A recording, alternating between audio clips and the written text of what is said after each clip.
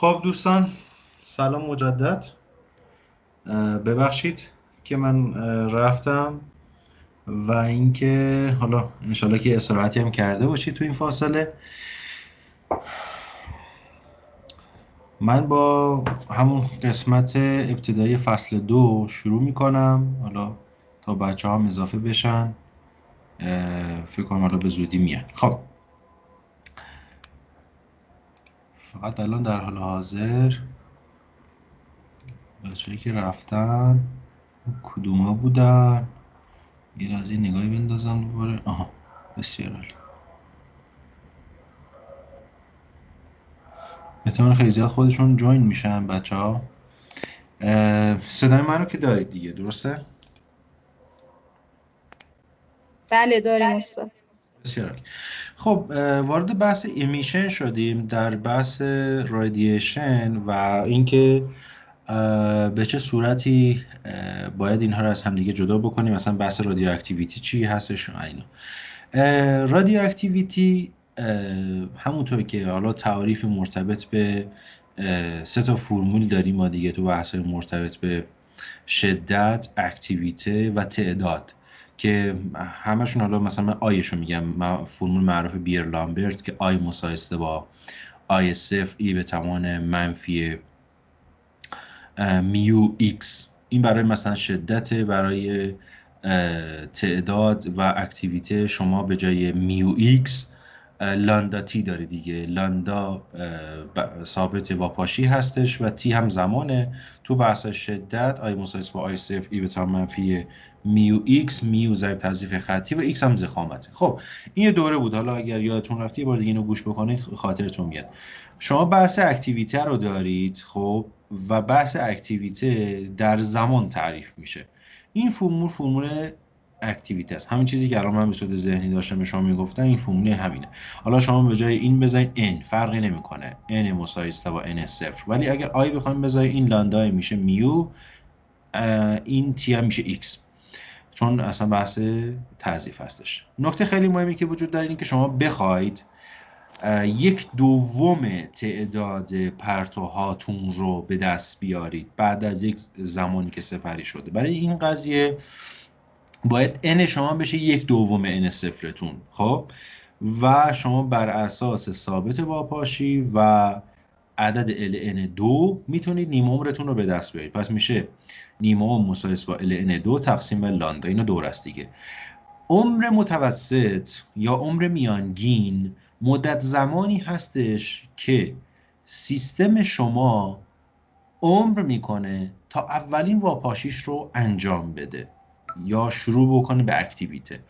این مقدار از عدد 1.44 ضرب داره نیم عمر به دست میاد. حالا چطوری این عدد به دست اومده؟ بر این اساسه که اگر شما یک بر لاندا، اینجا گفته دیگه یک بر لاندا مساوی است با این مقدار شده. حالا این لاندا چرا یک بر لاندا؟ اصلا شما باید n مساوی است با n صفر به دست بیارید. در حالت هایی که میخواین عمر متوسط به دست بیارید باید n صفرتون برابر بشه با n صفر. خب طبیعتا وقتی سیستم شما داره واپاشی میکنه شما باید در لحظه این اتفاق براتون افتاده باشه که سیستم شما وارد فرایند ثابت واپاشیش نشده باشه. خب من به نظرم برای این قسمت، چون تو متن بهتر و سلیستر هست این قضیه، من یه لحظه برگردم توی متن اینو بهتون نشون بدم. خب تا اینکه اشتباه نکنید، خدای نکرده. خب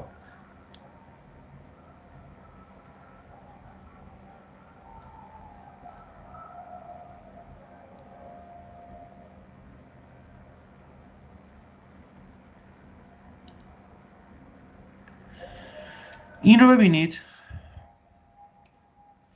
چی گفته. گفته عمر متوسط ضرب در ثابت واپاشی ضرب در NSF مساوی NSF. مگه میشه همچین چیزی؟ نمیشه دیگه. چطور NSF رو ضرب در دو تا عدد دیگه بکنم، دو تا معیار دیگه بکنم مساوی میشه با NSF؟ فقط در تنها حالت میتونیم این دوتا رو با هم مساوی قرار بدیم که عمر متوسط رو ضرب در ثابت واپاشی بکنم و این مجموعش بشه یک. خب من الان تی اوریجم باید حتما یکی بر لاندا باشه، پس تی اوریج من میشه یکی بر لاندا. چطور این به دست اومده؟ این الان چطور به دست اومده که من اینجا گذاشتمش؟ خب گفته تصور بکنید که منبع تولید تعداد بحث دیکی یا دیس اینتگریشن بهش میگن، یعنی واپاشی یا فروپاشی، به این شکل هست. یعنی شما یه تعداد اولیه داری، یه ثابت واپاشی داری، خب طبیعتا تعداد اولیه بر اساس ثابت واپاشی و تا قبل از عمر متوسطه، تا قبل از اولین واپاشیت، خب این تی ای رو باید ضرب در این ستا بکنی، یعنی برابر هستش با این.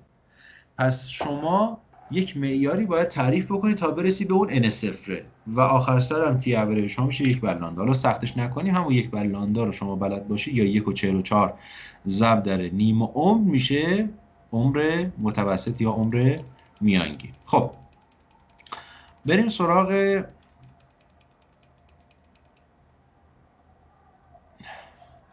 عمر متوسط رو که گفتیم. بحث مرتبط به بکرل و اینا که بلدی، اینا رد میشم، چیز خاصی ندارن اینا آسونن. بحث مرتبط تعادل های گذرا و ناگذر و از این پایدار و از این صحبت ها، اینا بحث های بیشتر اتمی هسته‌ایه. تو درس اتمی هسته ازش سوال میاد، خوندینم، چیز سختی نیست. بحث تفاوت بین نیم عمر مادر و نیم عمر دخترش هستش که حالا مثلا اگر خیلی زیاد باشه یا مثلا کم باشه چه اتفاقاتی میفته. ولی از اون مهمتر بحث پارتیکل هایی هستش که ما از هسته میندازیم بیرون. اولیش آلفاست، از هم مهمتر، که خودش همون هسته هلیومه، اصلا جدا نیست، همونه.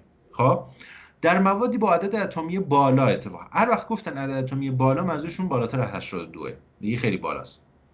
دو تا ماده هسته‌ای داریم یا ذره هسته‌ای داریم، بتای منفی و بتای مثبت، که خیلی نتایجشون مهمه. همیشه من قبلا گفته بودم که یک نوترون از یک پروتون و یک بتای منفی ساخته شده، که حالا قبلا میخواد اینکه ساده بشه میگفتیم یک پروتون و یک نوترون، یک پروتون ببخشید یک الکترون، ولی الان میگیم یک پروتون و یک بتای منفی با همدیگر میتونن یک نوترون تولید بکنن، یا اگر یک نوترون واپاشی بکند یا اصطلاحاً دیکی بکند، این الان چیه؟ نوترون اند پروتون دیکی هستش دیگه. این الان نوترونشه، اینم پروتونشه. خب میتونید یه پروتون و یه بتای منفی داشته باشید. حالا در کنار اینها ما نوترینو و آنتی نوترینو هم داریم که این دوتا برای این هستش که نه بار دارن نه جرمی دارن، فقط برای بحث تکانه است که این بتونه ثابت بمونه. حالا دیگه وارد اون بحث نمیشیم. و یه دونه پروتون هم از یک نوترون و یه بتای مثبت ساخته شده. پس اگر یک پروتون واپاشی بکنه از هسته میتونه چی خارج بشه؟ بتای مثبت.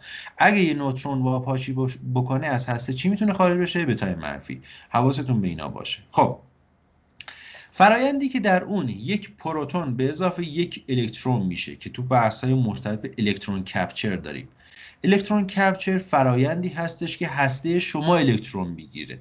الکترون رو از کجا میگیره؟ از اوربیتال ها میگیره، از اوربیتال الکترون میگیره. فرآیندش هم این شکلیه، یه پروتون به اضافه یه الکترون خارج، دیگه نمیگیم بتای منفی، میشه یه نوترون به اضافه نوترینو. اوکی، حواستون به این باشه. بتاها مثل آلفاها نیستن، مونو انرژتیک نیستن، تیف دارن. اینجا هم گفته دیگه بتا پارتیکل یعنی ذرات بتا are emitted گسیل می کنند با یک طیفی از انرژی with a spectrum of energy که رنجش از 0 تا ماکسیموم. درسته؟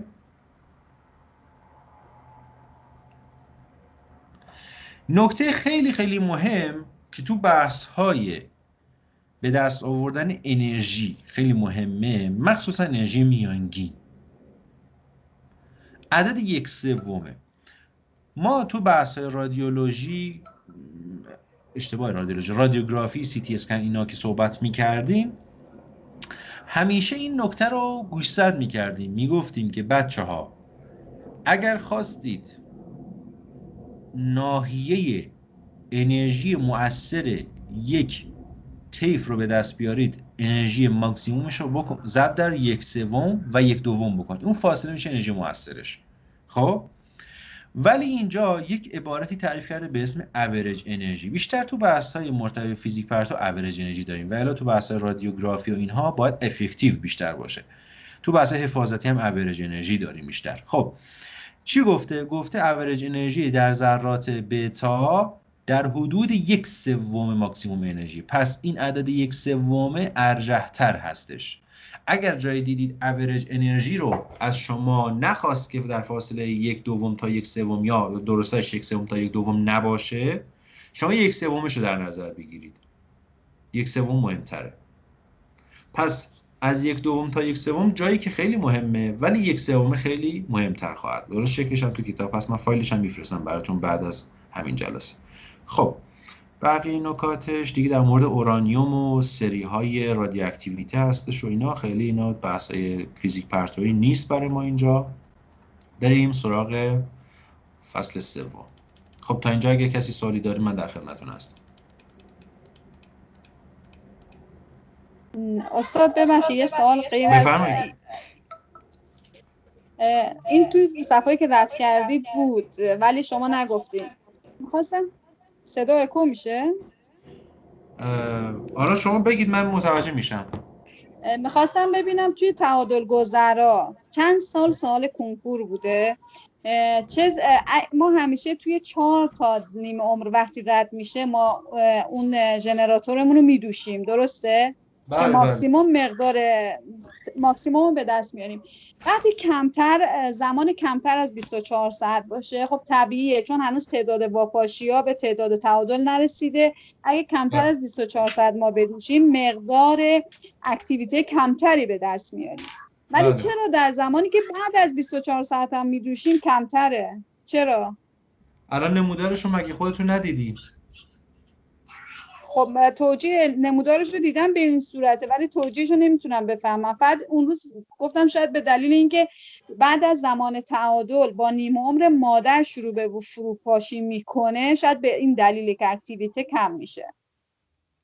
ببین یه لحظه چکش نشون. نمودارش رو دیدم، توجیه به اثر کم پرسیدم توجیه نشد من. بله. خب الان نمودار کاهشیه. بله. صدا منو دارید؟ بله. بسیار. خب ببینید این همین مقداری هستش که شما الان مثالش زدید. اینو اگر 24 ساعت در نظر بگیریم، خب قبول دارید؟ بله. این الان همون مقدار. حالا بچه‌ها شاید بپرسن چرا 24 ساعت؟ چون که نیم عمر تکنسیوم 99 ام 6 ساعته. خب و بین 4 تا 5 تا از این نیم عمر رو اگر بگذره زمان مناسب، یعنی اون پیک اکتیویته است اصطلاحاً. این عدد 4 تا 5 با نیم عمر خیلی در ارتباطه. خب حالا 6 ساعت 4 تایی یا 5 تایی که میشه 24 ساعت تا 30 ساعت، یعنی همین حول و حوش. قبول دارید؟ این هم ساعتش. بله. خب دقیقاً در این زمان هستش که داره شبیه به مادر میشه، چون در حالت تعادل گذرا هستش دیگه، داره شبیهش میشه. اگه من اجازه بدم یکم از این جلوتر بره دیگه به درد نمیخوره، چون که شبیهشه، همش داره اون رو تکرار میکنه. ببینید یه خطی که با هم دارن ادامه میدن. حالا در حالت مرتبط به تعادل سکولار اگه نگاه بکنی یه خط میره رو هم میشه کلن، این دیگه پلاتو شده، فرق میکنه با حالت قبلیش. ولی در این حالت این دوتا مثل هم شیبشون هست، شیبشون دقیقا مثل هم و کاهشی هستش، یعنی همزمان که خب شما بگید. ببخشید این دو تا شکل ما داریم. خب این شکل برای زمانیه که قبل از اینکه به مقدار مادر برسه شروع به واپاشی میکنه، ولی تو کتابا هست شکل بعدیش زمانیه که اگر ما بعد از بذاریم به تعادل برسه، به مقدار اکتیویتی مادر برسه، در زمان تعادل، این اصلا نکته تعادل گذرا همینه، در زمان تعادل، بعد زمان تعادل مقدار اکتیویته دختر از مادر بیشتر میشه. این حالت شکلی که شما میذارید حالت خاصشه. نه ببینید این شکلی که الان اصلا من دیروز همینو تدریس کردم. خب کو ام میلک بهش خب میگن. این اتفاقی که اینجا میفته، شما جایی که بعد متوجه بله شدی همین بوده. یعنی الان سوال شما جوابش توی سوالتونه، یعنی خودتون جوابش رو میدونید، فقط دارید میپرسید ببینید که جوابش درسته یا نه. من میگم آره جوابش درسته. خب شما زمانی که میخوای خب بدوشی زمانی هستش که باید 4 تا 5 نیمه عمر از این گذشته باشه، که این نمودار داره به من همینه نشون میده. اینجا پیک اکتیویته است. شما قبول دارین این اکتیویته است؟ خب آره این آره الان آره اونو 7 همه دیگه. این هر چقدر که داره میاد این اکتیویته داره میاد پایین‌تر. مرسی حالا ممنون. اگه بچه‌ها دوست داشتین که بخونید همین تعاریفش اینجا هستش. دو تا حالت تعادل گذرا داریم و ناگذر، سکولار و تعادل. بذارید من هایلایتش بکنم دوتاشو براتون، حالا بعداً اگر بچه‌ها دوست داشتین همین پاراگرافه، چیز خاصی نیست. ترانزینت اکویلیبریوم هست و همین دوتا تعادله که شما این دوتا تعادل رو باید بلد باشی که تعریفش هم این شکلیه. ببینید همینجا هستش.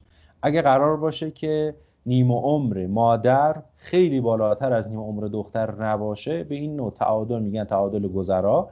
و در غیر این صورت اگه نیم عمر مادر خیلی از نیم عمر دختر بالاتر باشه، به این میگن تعادل سکولار.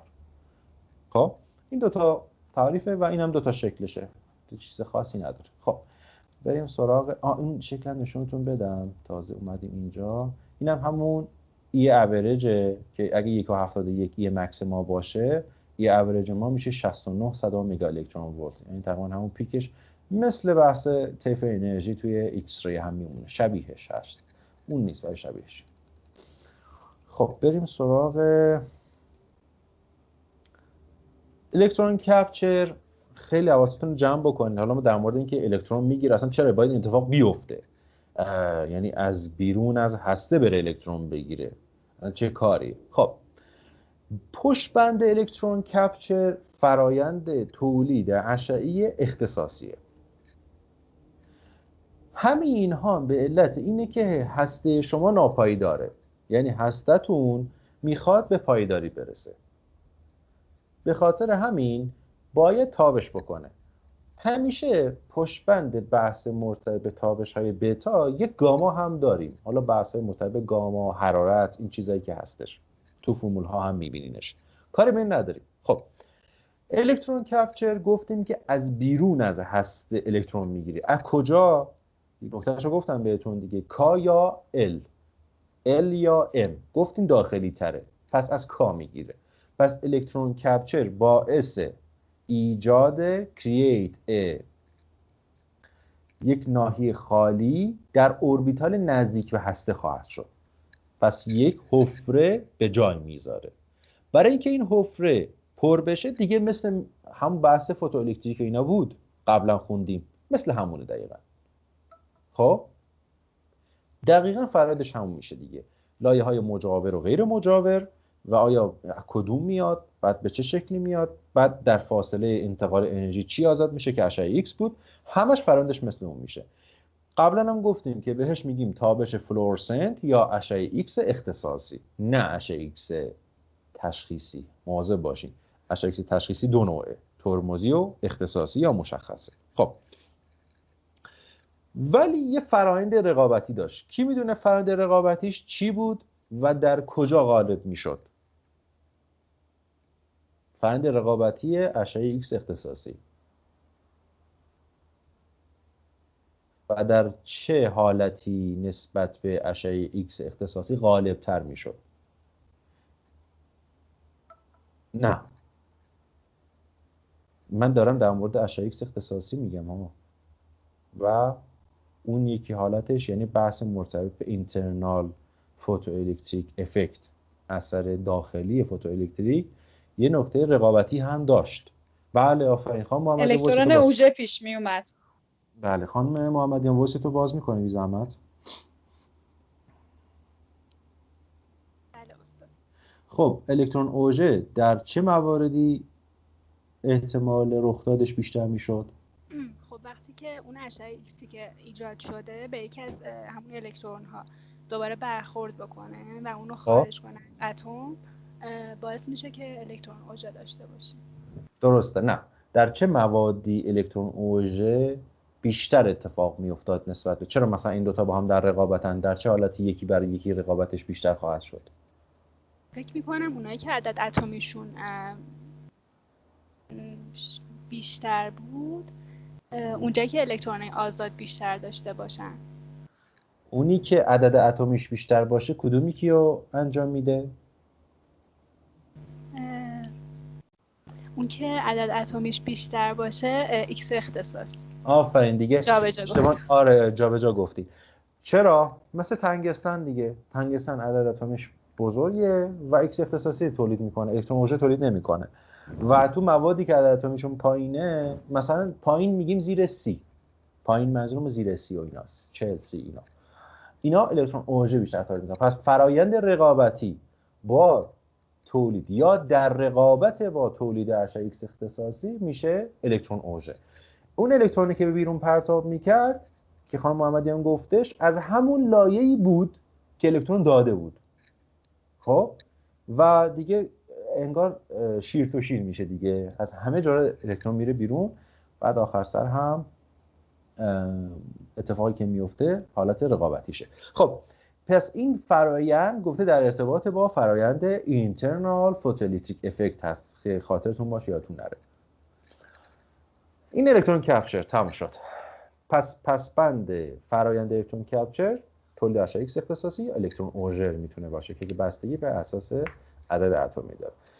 اینترنال کانورژن یا تبدیل داخلی، این هم دیگه آخریشه که تو اینجا بهتون میگم دیگه، بقیه‌اش ساده است، چیز خاصی نداره، قبلا هم صحبت کردیم. خب تبدیل داخلی گفته یک فرآیندی هستش که هسته‌های شما وقتی در یک حالتی از تحریک قرار دارن میخوان انرژی اضافهشون رو خب منتقل بکنن به اوربیتال الکترونیتون. این اتفاق باعث میشه که از مثل دیگه الان مثل چیز شد، مثل الکترون کپچر شد. اونجا میگرفت الکترون رو جذبش میکرد، اینجا چی میکنه؟ اینجا میندازتش بیرون. خب با انرژی هسته الکترون میندازه بیرون. خب مثل این میمونه که مثلا جاذبه خورشید نسبت به سیارات منظومه شمسی قطع بشه. چه اتفاقی میفته؟ همشون ول میشن، میرن دور یه چیزی که جرم که البته غیر ممکنه، البته از بابت باید خورشید متلاشی بشه، ولی اگه مثلا یه جرمی با یک جرم بزرگتری با مثلا چگالی بالا بتونین را جذب کنین، میرن دور اون میچرخن دیگه، حیا ندارن، مهم نیست، میرن دور چیز میچرخن. خب آخر سر اینه که نتیجه میشه که یک الکترون از مدار اوربیتال خارج میشه، از مدار خارج میشه. مثل چیزه بود فرستادن این کاوشگری که فرستادن به مریخ. این کاوشگرها میچرخن دور زمین، بعد یهو ول میشن، یه سرعتی میگیرن از مدار زمین خارج میشن، دقیقاً مثل همین میمونه. خب این الکترون خارج شده بازم باعث این میشه که جای خالی باقی میمونه. بعدش هم فرآیندهای امیشنی مثل اشعه ایکس اختصاصی و الکترون اوژه میتونه اتفاق بیفته. پس فرق الکترون کپچر و اینترنال کانورژن در پرت کردن و جذب کردن بود دیگه، یکیش جذبش میکنه یکیش پرتش میکنه به بیرون. خب ایناش هم دیگه نمیپردازیم بهش، بریم سراغ فصل 3.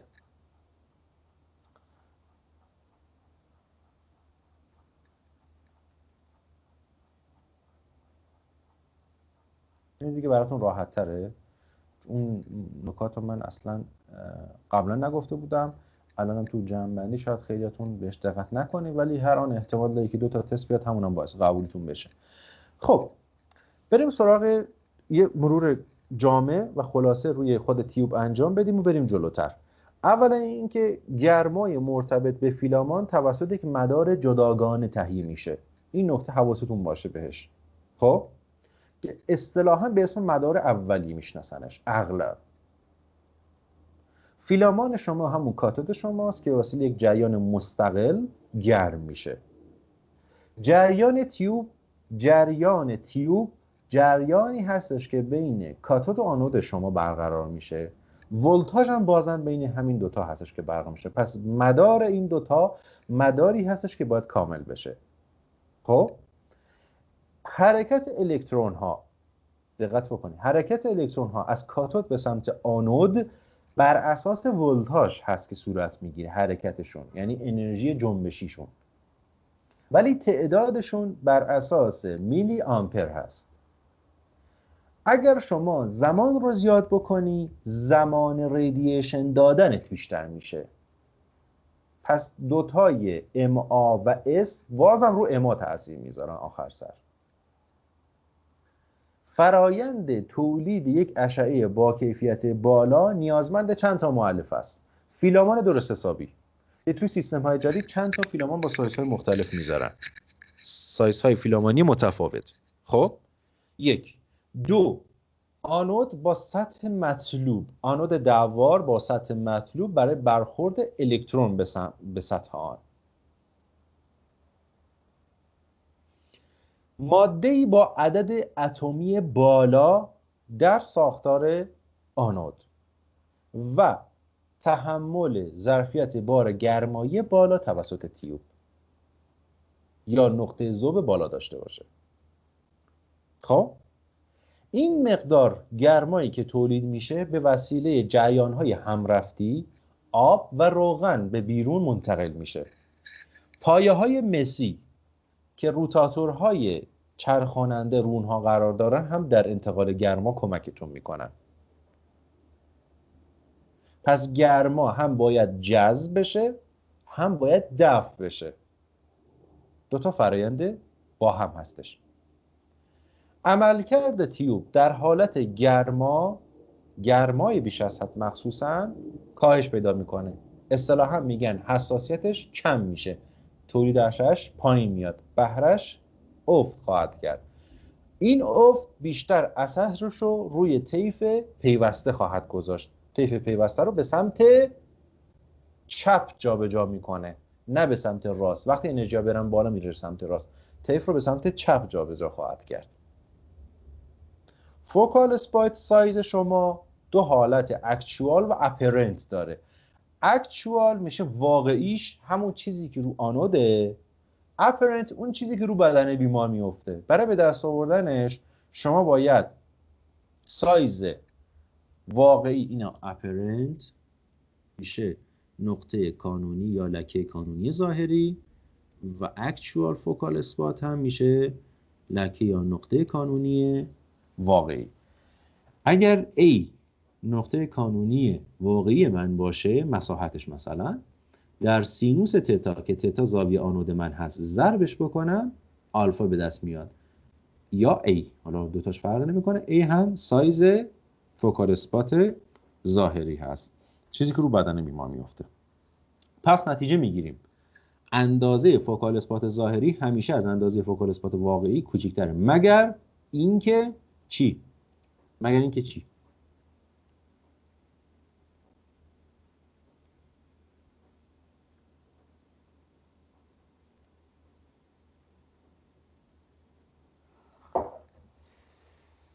اینم برای ما گذاشتن این رایسنده.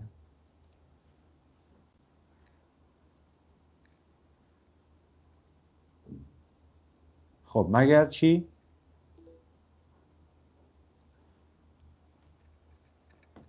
مگر در حالتی که سینوس تتا بشه 1. سینوس تتا در چه حالتی میشه 1 بچه‌ها؟ سینوس تتا در چه حالتی میشه 1؟ در حالتی خب تتا هم آره تتا چی؟ خانم دسترنج عزیز این رایسنده بزنید، من میتونم بلافاصله بهتون بگم که صحبت بکنید، که چون من صحبت میکنم یهو میگین دوباره قطع میشه، خودتون اذیت میشه. خب در حالتی که آنود شما زاویه نداشته باشه، 90 درجه باشه، سینوس 90 درجه میشه 1 و در اون حالت هستش که لکه ظاهری واقعی شما برابر هست با هم، ولی این محدودیت ساختاری داره. چرا؟ نمیتونیم همچین چیزی بسازیم در اصل بدون زاویه. چرا؟ پس من سر جلسه کنکوری داریم با هم میریم جلو، سوالات رو داریم یکی باور کنید همینطوری سوال طرح میشه. الان من رسیدم به چرای دوم.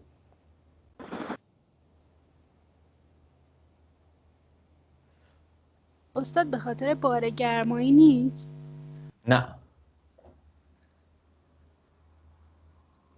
خیلی راحت تر از ایناست. و امسال هم سوال اومده ازش ها. اشعه مثلا خارج نمیشه زاویه نداشته باشه؟ نه. خب خارج همش نمیشه. چه بلایی سرش میاد؟ خب همش از آنود رد میشه. خب بهم چی میگن؟ همون که داشتیم که طرف آنود. خب. نه این یه اثری بود دیگه. اثر پاشنه آنود. آفرین دیگه. اثر پاشنه.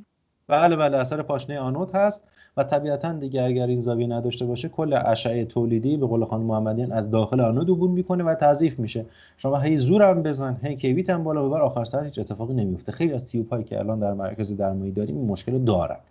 یعنی این ناحیه رو انقدر تعداد اکسپوزشون بالا بوده، وارم آپ نکردن، خلاصه بگذره. خب حالا رسیدیم به این نکته که من اشعه رو دارم دیگه تولید کردم و اثر پاشنه آنودم فهمیدم چطوری تولید میشه، یه مرورم کردم.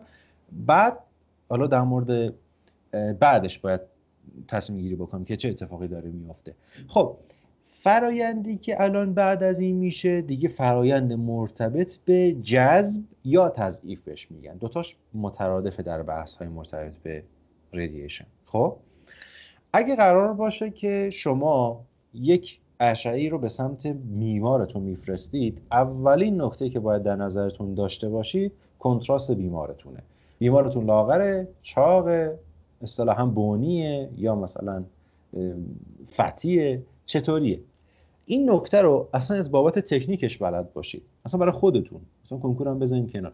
واقعیت قضیه همینه که خیلی از اپتیمایزیشن ها، یعنی مثلا کلمه اپتیمایزیشن متاسفانه تو رشته رادیولوژی میاد، همه فکر میکنن باید ام آر آی اپتیمایزیشن بشه. اصلا من الان مثلا اگه قرار باشه کسی از بین دانشجویان ادعا بکنه توی ام آر آی، مثلا من یکیش میتونم باشم. چرا؟ چون از اون ترم 2-3 دارم ام آر آی میخونم، کارشناسی ارشدم پایان‌نامه‌ام ام آر آی بوده، واحداش ام آر آی بوده، دکترا دارم ام آر آی کار میکنم، پایان‌نامه‌ام ام آر آی، ولی واقعیتش هیچ ادعایی ندارم توش. هیچ ادعایی دارم ام آر آی کورس تدریس میکنم ولی هیچ ادعایی ندارم. از راه یه سری میرن میگن ما اپتیمایزر دستگاه ام آر آی هستیم. واقعیتش کسی که 20 سال 30 سال روی این زمینه کار کرده اون میتونه بگه من میتونم اپتیمایزیشن بکنم. تو بحث رادییشن ما اپتیمایزیشن داریم، توی حتی او پی جی اپتیمایزیشن داریم. اپتیمایزیشن چیزی نیست که شما وقتی میخوای مریض تو داخل دستگاهت بذاری اولین نکته این کنتراست بیمارته. حالا شما باید نگاه بکنید این اصلا چیه. قرار نیست که مریل هرچی نوشته بزنی. حالا مثلا من اولین باری که تعجب کردم سر این قضیه بهتون میگم، یکم خستگی تو هم در بره. من اولین باری که رفتیم ترم 3 بودم فکر کنم کارشناسی، رفتیم داخل یه مرکزی و بزرگترین بیمارستان همدان بود. من همدان بودم کارشناسی و اونجا کارشناسشون من خونده بودم تو مریل که نوشته بودن 100 خورده‌ای KVP بدیم، MIS مثلا 5-6 بدیم برای چست. بعدش هم دیگه ما اول چست میدم به بچه‌ها دیگه. مثلا حالا ما اون موقع تاریخ خونم داشت اتفاقا اونجا 2 تا دستگاه چیز آنالوگ داشت، دستگاه دیجیتال داشت فکر کنم. من اینا رو می‌بردن ظاهر می‌کردن. خلاصه این که من اینطوری فکر می‌کردم که همینایی که تو کتاب نوشته شده تجربهشو نداشتم، اینا عملی هم همینا انجام میشه. بعد که بعدن به این نتیجه اصلا تعجب کردیم اون روز، ولی خب چیزی نپرسیدیم. تعجب کردم بعدن که مثلا دیگه خوندیم و به این نتیجه رسیدیم مثلا برای این بوده که دوز خودشون زیاد نشه و این که دوز بیمار زیاد بشه در این حالت و کیفیت تصویر بهتر بشه. ولی خب به چه بهایی؟ به این بهایی که الان کرونا گر HRCT میگن. فکر کردین همینطور الکیه؟ خدا شاهده یه چیزی میاد سر این مملکت‌ها. آمریکا در حالت عادی 80 میلیون سیتی میگرفتن در سال، الان ببین چه وضعیه. حالا آمریکا آمار داره ما نداریم. حالا مثلا همین الان روزانه چقدر HRCT گرفته میشه، چقدر این میتونه دوز وارد بکنه، چقدر سرطان، چقدر بحث‌های جانبی تر. ما میگیم به بقیه که اشعه ترس نداره از این صحبت‌ها، ولی واقعیتش تاثیر خودش رو میذاره رو آینده. خلاصه اینکه کنتراست بیمار خیلی مهمه و اونا عددی که میذاشتن این بود بچه‌ها 70-20 76-16 دیگه خودتون حساب بکنید با اون چیزی که در اصل بود و این چیز اصلا بیمار نرمال طبیعی هیچ حالت چیزی هم نداشت مثلا بگیم خیلی لاغر یا خیلی چیز، نرمال بود دیگه، چیزی که توی کتاب ها می‌نویسن که باید شما همون رو در نظر بگیرید. خب در مورد طیف ها صحبت کرده بودم قبلا براتون، نحوه تولید اشعه X و طیف اشعه X. این قسمت هم که من رد شدم در مورد یکسو کننده ها و بعد ژنراتورها که خیلی ازشون دیگه سوالی نخواهد اومد، فکر نمی کنم دیگه، طبیعتا 2-3 سالی هم نمیاد و فقط یه شکلی هست داخل کتاب بوش بگون خوب بلد باشین دیگه، لازم نیست کتابی بخونید یا فصلی بخونید برای این قضیه.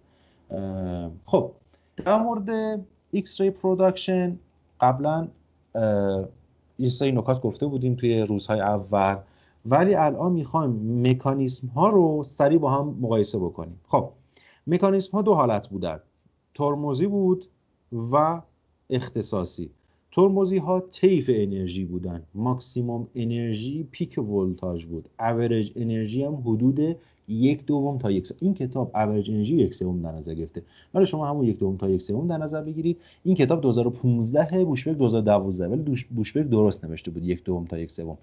اوریج انرژی بیشتر به 1/3 میخوره ولی افکتیو انرژی به 1/2 تا 1/3. ولی اگر جایی هم 1/3 تا 1/2 بهتون دادن برای اوریج اشتباه نیست، اشتباه نگید. خب بعدش هم این که برای اینکه شما بتونید اشعه تولید بکنید باید الکترون جابجا می‌کردید، بعد فاصله بین اینها یعنی فاصله بین لایه‌های اتمی و همچنین میزان بایندینگ انرژیشون به هسته، میزان انرژی اشعه X تشخیصی و انرژی جنبشش رو برای شما تعیین می‌کرد. افیشنسی تولید اشعه 1%، یعنی 1% از همه این کارهایی که ما می‌کردیم به اشعه تبدیل میشه و 99%ش تبدیل میشه به گرما. نهایتاً اتفاقی که میفته خروجی تیوبه. خروجی تیوب 2 تا طیف داره، طیف ترمزی، طیف پیوسته ماست و طیف اختصاصی، طیف گسسته ماست که رو هم میفته. خب اگر شما خروجی تیوبتون رو بخواید کنترل بکنید، حساس ترین قطعه‌ای که یا خیلی دیگه بهش حساسه و میتونه کلا فرایند جریان تیوب رو تحت تاثیر قرار بده، جریان فیلامانه. شما با دست زدن خیلی کوچیک به جریان فیلامان جریان تیوبتون رو خیلی میتونید تغییر بدید. پس خروجی در یک تیوب اشعه X خیلی وابسته است به جریان، خیلی وابسته است به جریان و به صورت مستقیم باهاش در ارتباطه. و اینجا هم گفته که با ریشه دوم ولتاژ هم در ارتباط هستش، توان دوم ببخشید.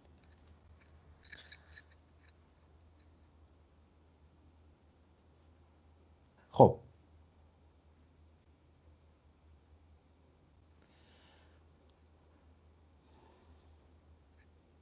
این هم در مورد. پس اثر خروجی تیوب رو هم یاد گرفتیم تا الان که الان دیگه رسید به میاد ما رو خارج شد. بریم پایین تر فصل بعدی. به نظرم یه تا 45 دقیقه استراحت بکنم. البته من هستم، اگر دوستان سوالی دارید بگید، من در خدمتتون هستم، ولی تا 45 دقیقه مطلب جدید رو شروع نمی‌کنم.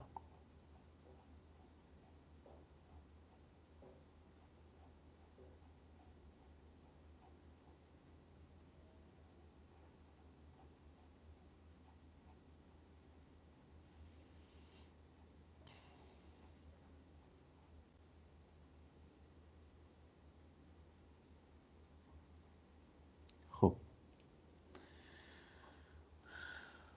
خانم محمد جانی بفرمایید. سلام استاد، خسته نباشید. سلام، مرسی. همچنین. استاد ببخشید، قسمت آشکارسازا رو من خودم نخوندم، برای قسمت فیزیک تشخیصی میخواستم ببینم به نظرتون بخونیم این قسمت رو، اگه بخوایم بخونیم از چه رفرنسی مثلا انتخاب کنیم برای خوندنش، چون من خودم کتابی هم فکر نکنم داشته باشم که حالا این قسمت رو داخلش داشته باشه. یعنی نه تو رادیو نه سیتی هیچ کدوم نخوندی؟ قبلا خونده بودم در حین مثلا دانشگاه، ولی برای ارشد نرستش. خب کتاب که داخل بوشبرگ هست، شما بوشبرگ خوندین دیگه، نخوندین؟ بوشبرگ رو خوندم. قسمت آشکارسازاش کدوم فصل میشه؟ چون نمیدونم، حالا من شاید ببینید، دقت نکردم به اون آره قسمت.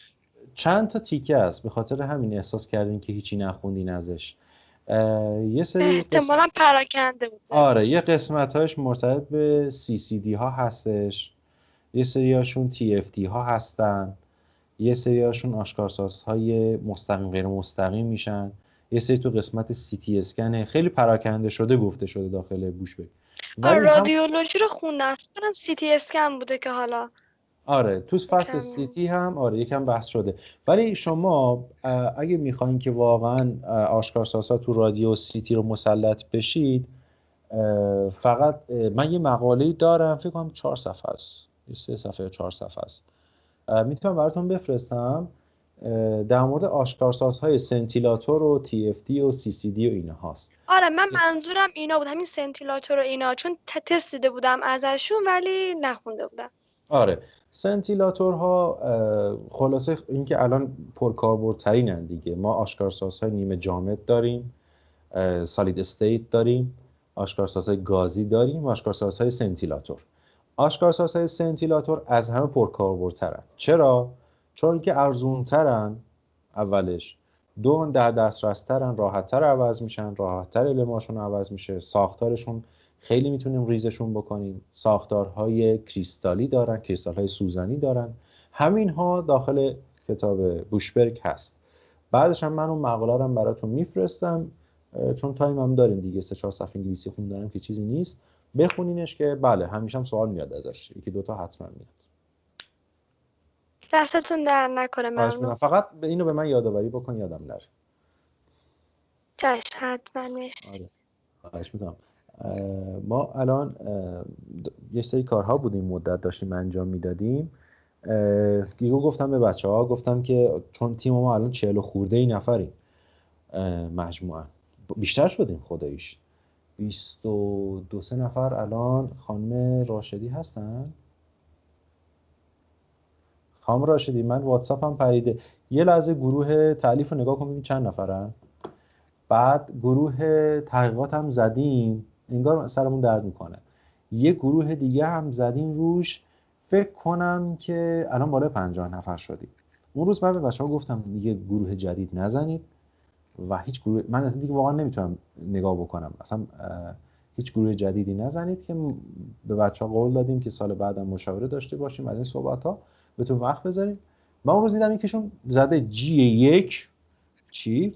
بذارید یه لحظه تو تلگرام هست، جی 1 21 نفر دیگه، الان خودم هم در نظر نگیرین 20 نفر، 20 نفر تو اون گروه هم فقط.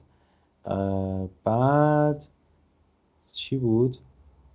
آها جی 1 تا جی 5 هم گفتم چیکار کردین نکنین از این کارا، و به خاطر همین واقعا ما الان یعنی به نظرم بزرگترین گروه تیمیم دیگه، توی رادیولوژی بزرگتر از ما وجود نداره، 50 نفر با هم دیگه بتونن کار بکنن. حالا ان شاءالله اینم من باب این بشه، چون ویدیو رو خیلی های دیگه میبینن. اگر دوست داشتین حتما از طریق سایت پرتو رسانه .ir و پیج اینستاگراممون، حالا یا مپ یا تلگرام، حتما ارتباط بگیرید برای بچه‌هایی که سالهای بعد حالا کار غیر از پایان نامه میخوان انجام بدن، چون هم کار تحقیقاتی داریم انجام میدیم هم کار آموزشی. قبلا که هم تجمیع نمیشد، یه نفر میومد همه چی میگفت توی رشته‌ای، ولی الان ان شاءالله میتونیم از این بعد اینو باب کنیم که بچه‌ها بتونن همکاری بکنن با هم دیگه. خب بریم سراغ ادامه بحثمون. فصل باقی مونده این قسمت رو هر چقدر که بمونه من یه ویدیو اضافه تر میگیرم براتون آپلود میکنم توی گوگل درایو که این قسمت رو هم ببینید، ولی قسمت هایی که مهم باشه رو من بهشون میپردازم. خب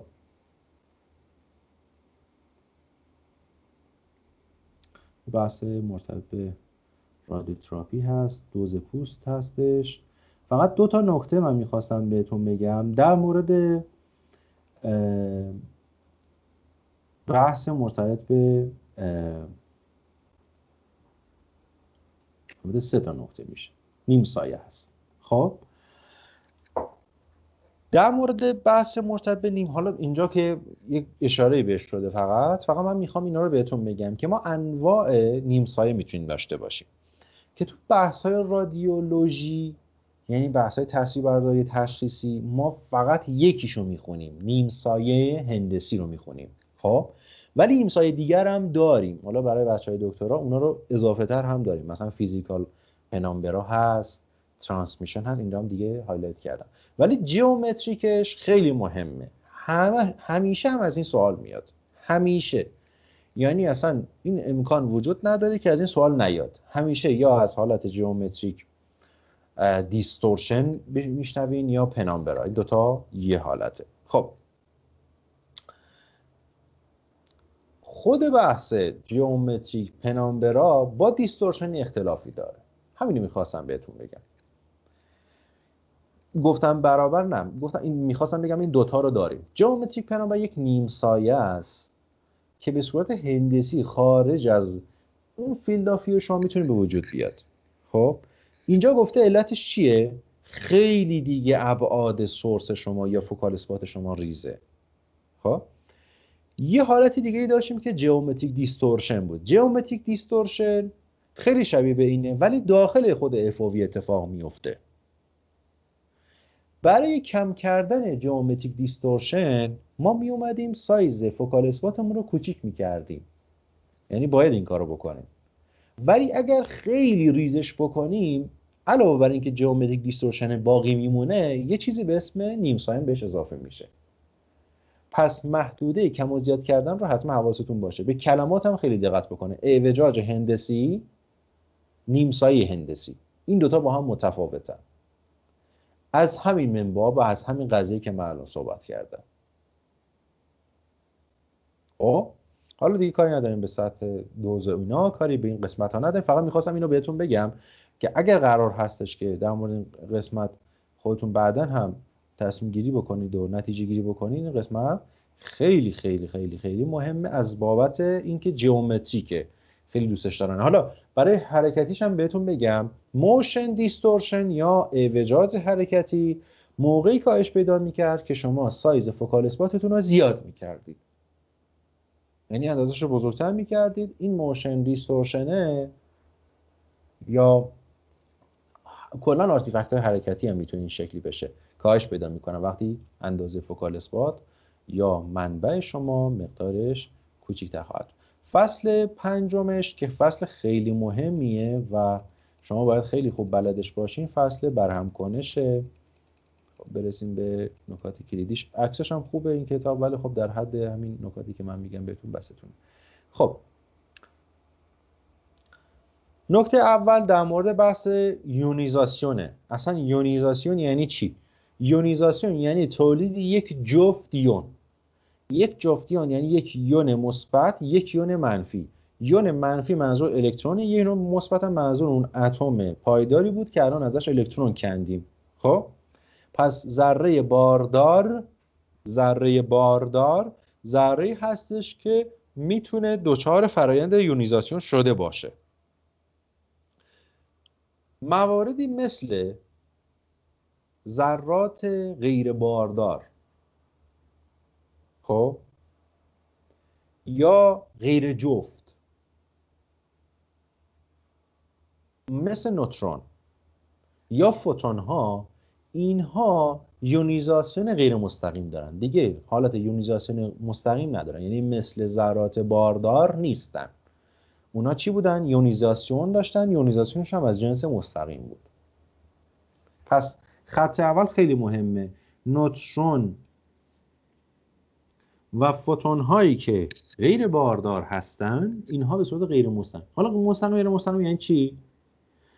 مثل این میمونه که شما، همین مثالی که خانم محمدجانی گفتن خیلی خوب بود، شما برای اینکه یک سیستم نیمه رسانای آشکارساز الکترون حفره با یک سیستم سنتیلاتور رو مقایسه بکنید. سیستم سنتیلاتور وقتی اشعه بهش برخورد میکنه، اشعه رو میکنه نور، بعد نور رو میبره میکنه سیگنال، یعنی غیر مستقیمه.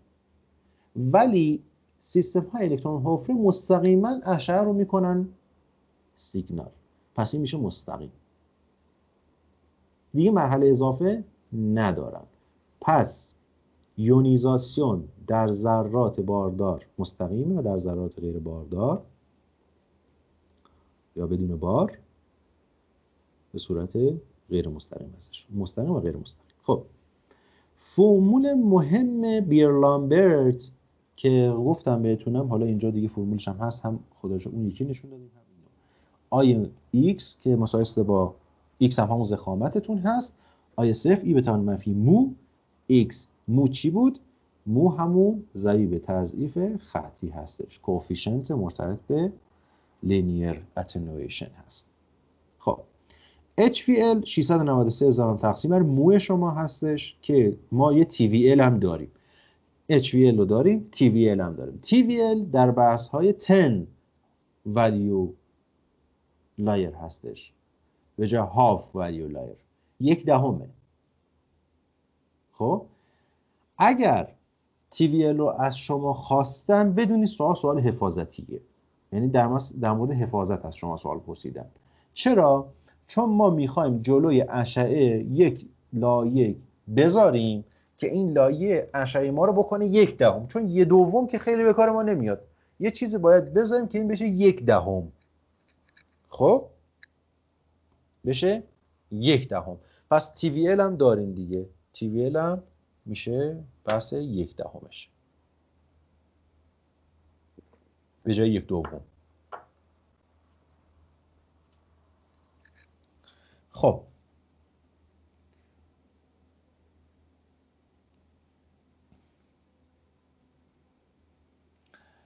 همونطور که میدونید برهم کنش دسته پرتو فوتونی شما با ماده بر اساس 5 تا فراینده: پراکندگی همدوس،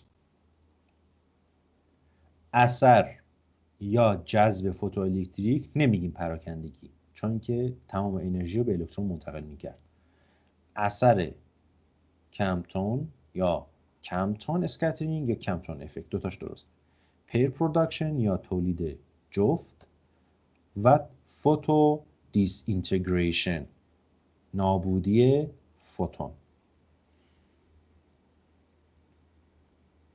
دیس اینتگریشن یعنی دیکی شدن، فروپاشی شدن. این 5 تا حالته. این اولیش مثل رایلی، مثل تامسون پراکندگی همدوس، مثل خود فوتوالکتریک. ناهمدوس ها مثل کمپتون. پیر پروداکشن تولید جفت ها مثلا همین بحث های دوتا شدن، مثلا بتا مثبت بتا منفی، و ترکیب این دوتا با هم دیگه میشه پدیده آنیهیلیشن یا نابودی. خب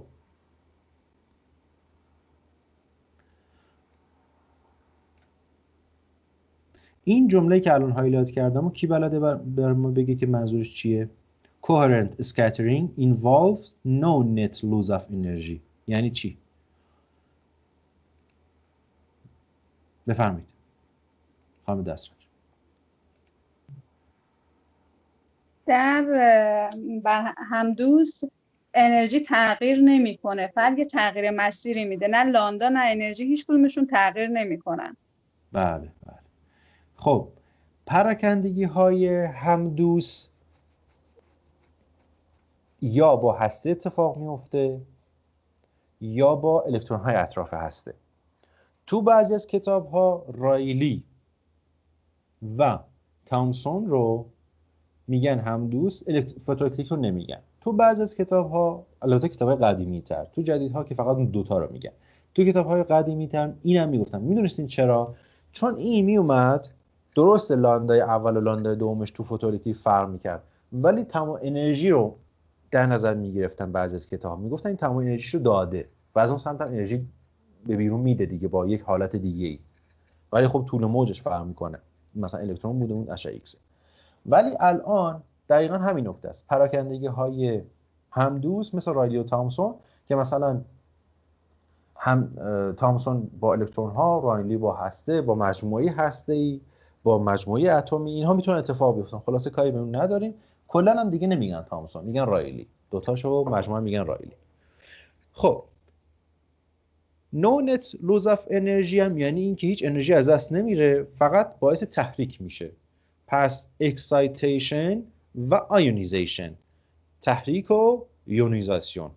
پس اول تحریکه بچه‌ها. اگه گفتن یه سوالی بهتون دادن اول تحریک میکنید بعد یونیزاسیون اتفاق میفته، ولی رایلی زورش نمیرسه. تو مواد با عدد اتمی پایین و موادی که انرژیشون پایین هستش میتونه اتفاق بیفته. محتمل هست، ببخشید اشتباه گفتم، در مواد با فوتون های با انرژی پایین محتمل هستش، پروبیبل هست، و اینکه با موادی با عدد اتمی بالا. تو بحث های مرتبط به رادییشن هم مهم نیست، اصلا در نظرش هم نمیگیرن.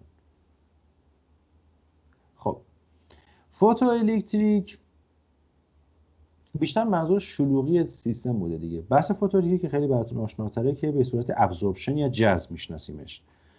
فوتون انرژی رو به اتم منتقل میکنه، به اوربیتال الکترون ها منتقل میکنه، اجکشن اتفاق میفته، امیشن اشعه X اتفاق میفته که اشعه X اختصاصی همون تابش فلورسنت هستش، و یا الکترون اوژه که یکم قبلتر صحبت کردیم. رابطه مرتبط به احتمال اثر فوتو الکتریک با Z بتوانسته رابطه مستقیم با E بتوانسته رابطه عکس داشت، و در موادی با انرژی پایین و عدد اتمی بالا احتمالش طبیعتاً بیشتر خواهد بود، حالا چه بدن انسان باشه چه جای دیگه باشه. اثر کمتون بیشتر با الکترون های آزاد اتفاق میفته یا الکترون های بالایی بالاتر، یعنی با داخلی ها اتفاق نمیفته، یا اونایی که اصطلاحاً لوسلی هستن، یعنی شلن، الکترون های ظرفیت، حالت ظرفیت، حالت آزاد. اینها میتونن بیشتر و راحت‌تر از مجموعه اتم به بیرون پرتاب بشن. رنج خیلی خیلی بزرگی برای احتمال فرایند کمتون خواهیم داشت که مثلا حالا 10 تا 150 کفشه. خیلی بیشتر از این هم میتونه بحث فوتو الکتریک بحث کمتون اتفاق بیفته. خب ولی خب با افزایش انرژی هستش که تغییرات خواهیم داشت. در اینکه مثلا اگه بالاتر از 150 بریم پیکش میخوابه، ولی هنوزم که هنوزه هستش. و اینکه اینتراکشنی که اینجا مثال زده تا 24 میگا الکترون ولت هم گفته که پیکش میتونه ادامه پیدا بکنه. حالا تو بحث‌های مرتبط به رادییشن تراپی اینجا صحبت کرد که کار ما نیست، ما اینجا دوست نداریم در موردش صحبت بکنیم. تو بحث‌های تشخیصی تا 1 در نظر میگن، 1 مگا الکترون ولت، دیگه بیشتر از اون رو صحبت نمیکنن. میگن توی پیک 100 تا 1 مگا الکترون ولت این چیزه، یا بعضی از کتابا میگن 10 تا 1 مگا الکترون ولت، ولی شما همون هولوش بدونید که 100 150 دیگه پیکشه تو بحث‌های تشخیصی. خب احتمال کمتون اینجا گفته عدم وابستگی به عدد اتمی داره، ولی به چگالی الکترون وابسته است که دقیقاً همین اتفاق میفته. ناحیه‌ای که تعداد الکترون ها در واحد سانتی متر مکعب یا اصطلاحاً بهش میگیم والیوم، حالا یه دونه از این وکسل ها میشه یه دونه از این قسمت های والیوم، میتونه نشان دهنده تعداد الکترون ها در 1 سانتی متر مکعب باشه که هر چقدر این مقدارش بیشتر باشه بحث مرتبط به کمتون پروبابیلیتی، یعنی همون احتمال اثر کمتون با الکترون های ظرفیت و لایه های مداری مقدارش بیشتر خواهد شد. خب اینو حفظ بکنید، خودتون رو نجات بدید. واقعیتش گفته که ماکسیموم انرژی فوتون پراکنده شده، این جدولش هم توی این کتاب هست هم تو بوشبر که از قبلا هم کلی در مورد این صحبت کردیم و خواهیم کرد. ماکسیموم انرژی یا حداکثر انرژی فوتون پراکنده شده در زاویه 90 درجه 511,000 مگا الکترون ولت و در 180 درجه 225، انگار نصفش میشه دیگه، 1000 مگا الکترون ولت. فوتون پراکنده شده است، الکترون خارج شده نیست ها، فوتون پراکنده شده. بذار بریم بالا شکلش هم ببینید، یه بار دیگه مرورش بکنیم چون مهمه.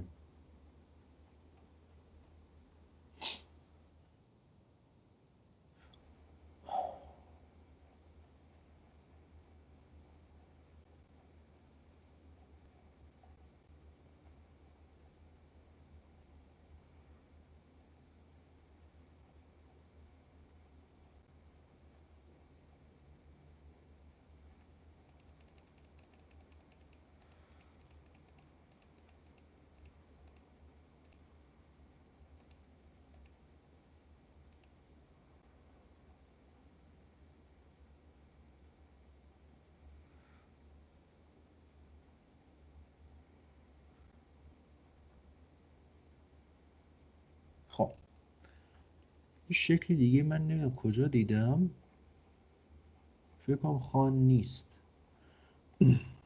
یه شکلی بهتر از کتابه، نه متاسفانه باید براتون بفرستم، اینو یادآوری بکنید. این کتاب نیست، فکر کنم توی کتاب فاروئل باشه اگه اشتباه نکنم.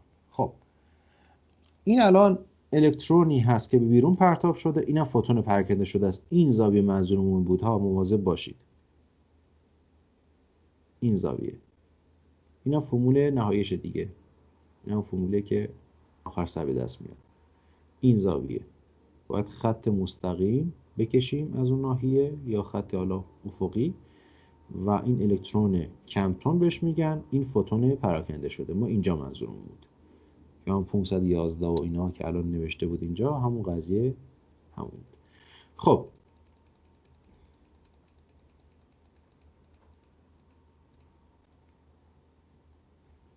بریم سراغ تولید جفت. تولید جفت دیگه نیاز به انرژی بالا داره.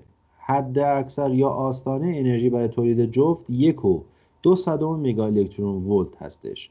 یعنی اگر شما یه الکترون مثبت یا پوزیترون که منشأ هسته‌ای داره و یه الکترون منفی رو با هم دیگر ترکیب بکنید، میتونید 2 تا گاما داشته باشید. خب یعنی این دوتا میتونن با هم دیگه جفت بشن. البته دیگه مرحله بعدش میشه چیز دیگه، نابودیشون. ولی محدوده‌ای که برای پیر پروداکشن هستش، محدوده از اینجا شروع میشه، یعنی بالاتر از این، بالاتر از 1.02 مگا الکترون ولت هستش و هر چقدر این انرژی بیشتر بشه مقدارش هم میتونه افزایش پیدا بکنه. تقریبا با زد به توان 2 در هر اتم و در هر الکترون با زد میتونه رابطه داشته باشه. برای بحث اینهلیشن یا نابودی هم اتفاقی که میفته در انرژی های بالاتر هست که شرایط خیلی دیگه فراهم هستش و این مواد میتونه با هم دیگه ترکیب بشن و گفتیم دیگه مثلا تو بحث مرتبط به پت هم از این قضیه استفاده میکنن. برهمکنش بین مواد هم که گفتم بهتون بحث آیونیزیشن و اکسایتیشن هست که ذرات باردار با این دو روش انرژی های خودشون رو به بیرون میدن یا اصطلاحاً اینتراکت میکنن، برهمکنش میکنن، که یکیش روش تحریکی بود و یکیش روش ایونیزاسیون. خب اگه سوالی هست بفهمید بچه‌ها.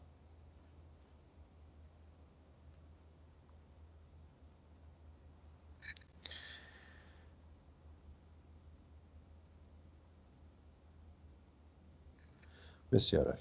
خب بریم سراغ فصل 6.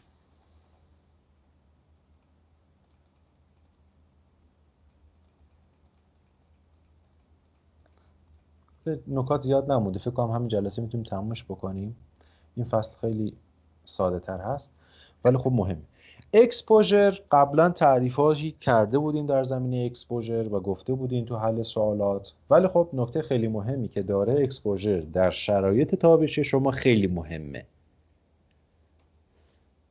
اگر قرار باشه که اکسپوژر رو اندازه‌گیری بکنید، شما باید بفهمید که تعداد، حالا مثلا اکسپوژر انرژی باشه، تعداد شار عبوری، مثلا اگر این ناحیه باشه که مثلا شما میخواین ازش پرتو عبور بدید، مثلا داریم میگیم این ناحیه با این فوتون ها داره تحت تاثیر قرار میگیره، یه مساحت خاصی هم هست، این هم فوتون هایی که دارن ازش عبور میکنن، مثلا در این حد در نظر بگیرید.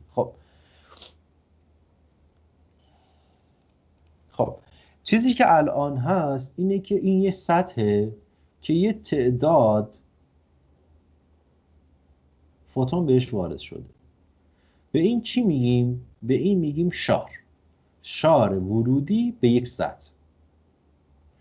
اگر شما توسط مقادیر MASتون شارتون رو تغییر بدید، اکسپوژرتون هم تغییر خواهد کرد. یه بار دیگه میگم، اگر شما توسط تغییرات مقادیر MASتون شارتون رو تغییر بدید، میتونه سیستم شما هم تحت تاثیر قرار بگیره، جریانش هم تغییر بکنه. خب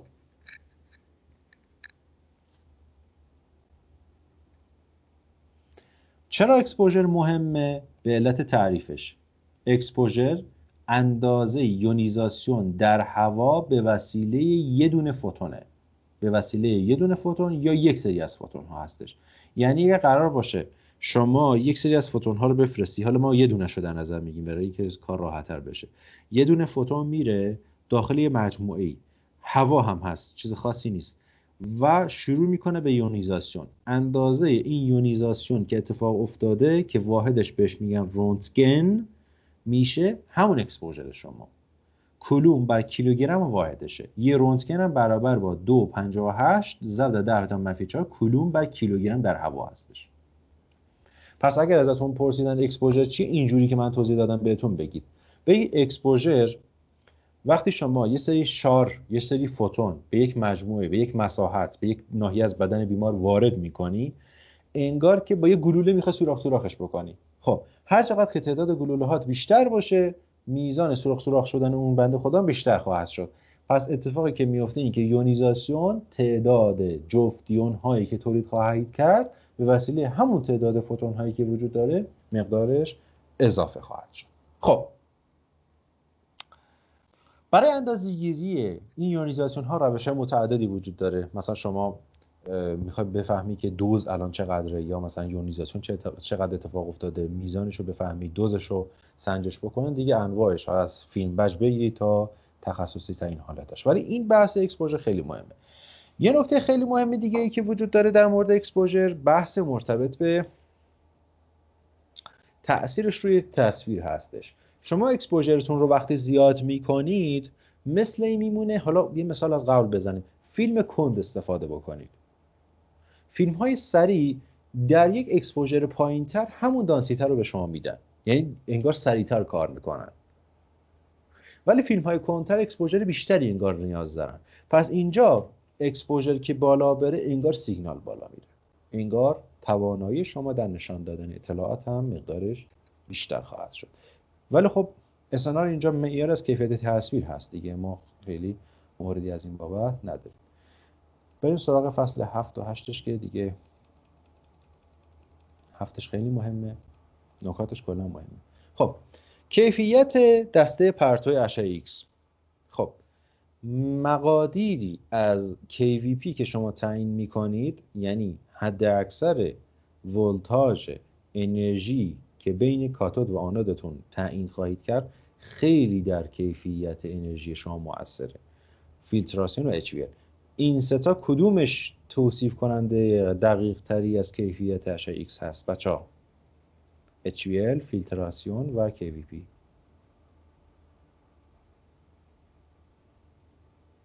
آفرین.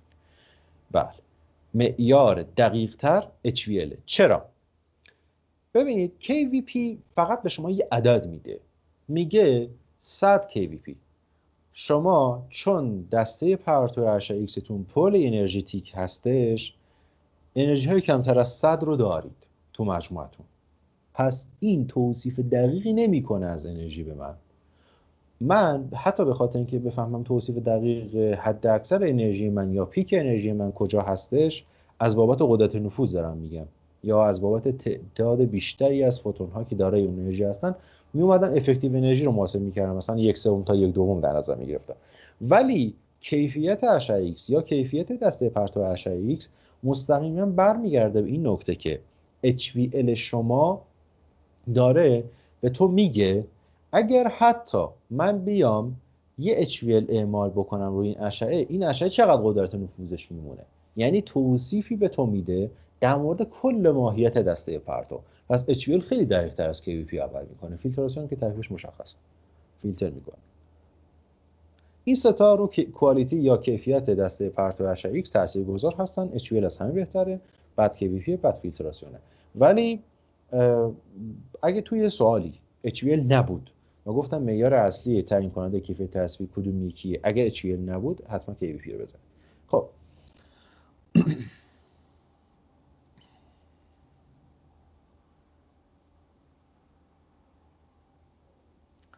حالا بحث مگا ولتاژ هم کرده چون این کتاب رادیوتراپیه، به خاطر همینه. خب این قسمت رو رد میشیم.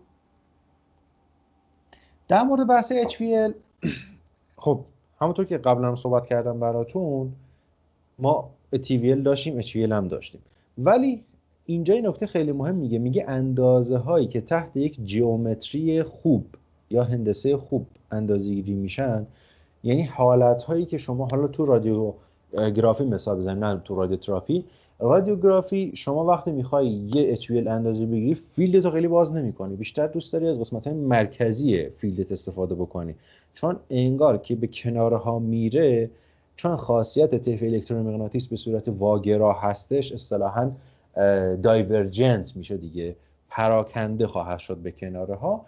بعد وقتی که به کنارها پراکنده میشه دیگه اون حالت چیزو نداره، بیشتر فاصله بیشتری میخواد طی بکنه، ولی اون مرکز خیلی برای شما میتونه کمک کننده باشه. خب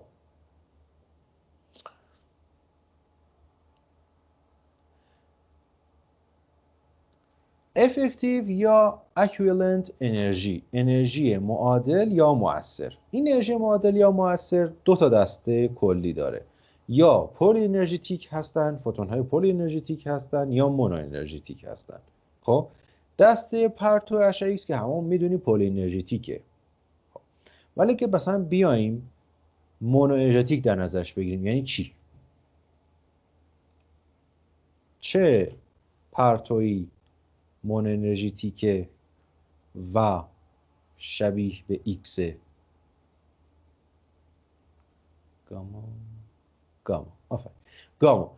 گاما این سوال کنکور 95 ارشد بود، همین خط.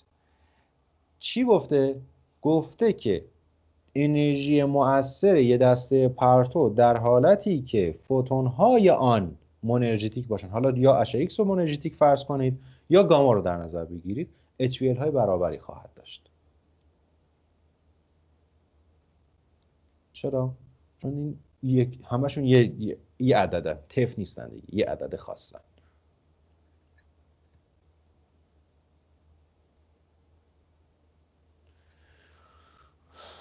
بریم سراغ فصل آخر، فصل 8.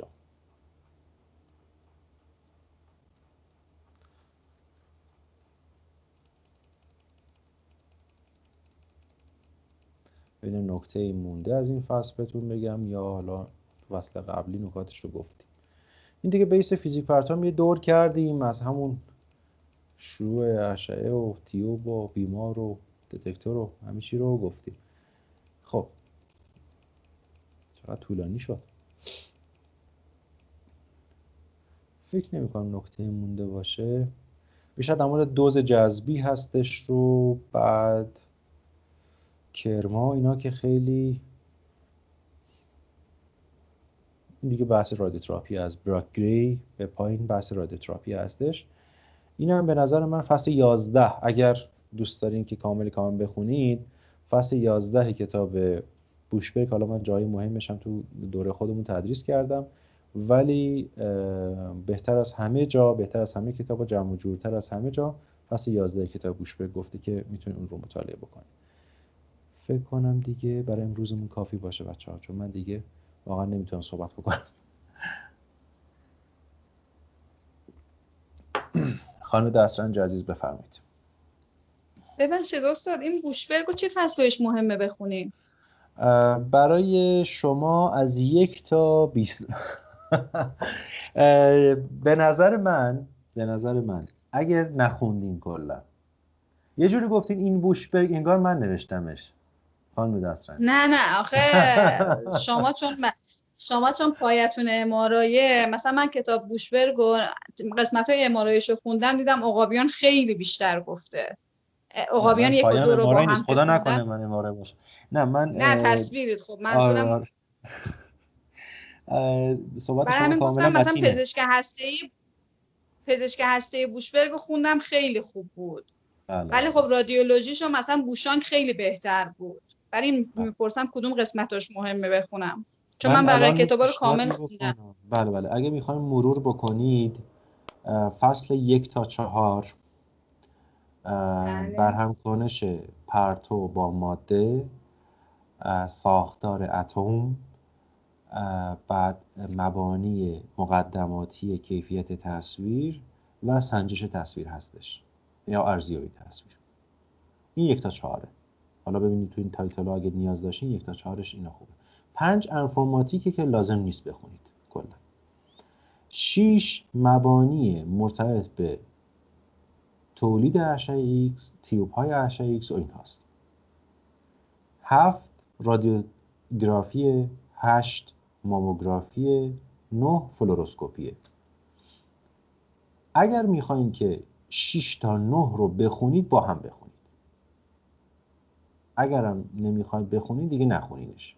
ولی 6 تا 9، 6 به نظر من 6 و 7 از 8 و 9 مهمتره توی سوالات کنکور. 10 فصل سی تی اسکنه. یه فصل هم هست. فصل خیلی خوبی هم هست اتفاقا. فصل 11 دوزیمتریه که من گفتم الان بخونینش. حتما بخونین. پس اگه نخوندین اون فصل 11 رو بخونین. 12 و 13 اماراییه. 14 سونوه که اینها کلا توی یه جلد جمعش کردن، ویرایش 2012 و این جلد یکه. جلد 2 هم که پزشکی هسته‌ای 4-5 تا فصل پزشکی هسته‌ای داره و بعدش هم حفاظت و رادیوبیولوژی و دیگه یه زمین است. اگر پزشکی هسته‌ای رو ازش خوندین، پیشنهاد من فصل‌های 12 به شما 12 10 بله 11 6 و 7. اگر قبلا مطالعه کرد خواهش می‌کنم 6 7 10 11 و 12 اینا رو بخونید. چون من منابع خودمون رو کامل خوندم، فقط این مونده. آره چون مثلا شما باید امارد بیسیکس بخونید. حالا برای بچه‌ها یه چیز خوب میشه دیگه، انگار حالت مشاوره. سیرام مثلا باید خونده بشه، رومانس باید من همین رو خونده بودم ها. بعد باید مثلا امارد بیسیکس خونده بشه، امارد پرکتیس. من امارد پرکتیس رو تو 12 جلسه تدریس کردم. راستی همین ترم منوان تی ای دانشگاه. بعد دیگه مثلا هدریک باید خونده بشه، ساها باید خونده بشه. کلی کتابه که کسی که میخواد من همه رو خوندم. بله چون که شما میرین مصاحبه هستی. بله آره ان شاءالله که موفق چاندرا بشین. ساها همه رو خوندم. مرسی بسیار ممنون. عالی. تشکر. ببخشید من امروز یکم سیستمم قاطی بود، پسرم هم خیلی اذیت میکرد، خیلی سیستمم هنگ بود. آره واقعا شرمنده. از طرف ما یه بوسشون بکنید. شما رو اذیت